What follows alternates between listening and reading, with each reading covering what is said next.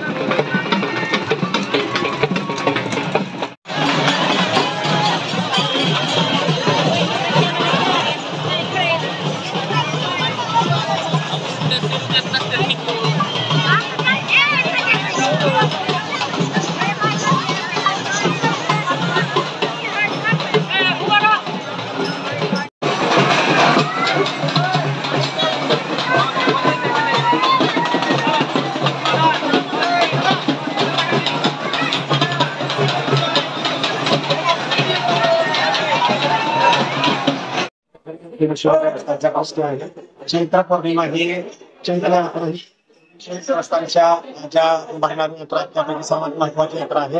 आणि या यात्रेमध्ये पूर्ण महाराष्ट्र आणि महाराष्ट्र बाहेरून भाविक दर्शनासाठी येतात. चैत्र पौर्णिमेला मुख्य हनुमान जयंती दिवशी मंदिरावर यात्रा भरते आणि त्यानंतर दुसऱ्या दिवशी चुना वेचण्याचा कार्यक्रम असतो, तो येरमाळा गावामध्ये असतो. ही यात्रा जी आहे ती 5 दिवस भरते. 5 दिवसामध्ये विविध कार्यक्रम होतात. चैत्र पौर्णिमे दिवशी दुपारी छबिनामध्ये तेल चढवण्याचा कार्यक्रम होतो. त्यानंतर दुसऱ्या दिवशी सकाळी म्हणजे 24 तारखेला हनुमान जयंतीच्या दुसऱ्या दिवशी पालखी जी आहे ती आंबराईमध्ये जाते.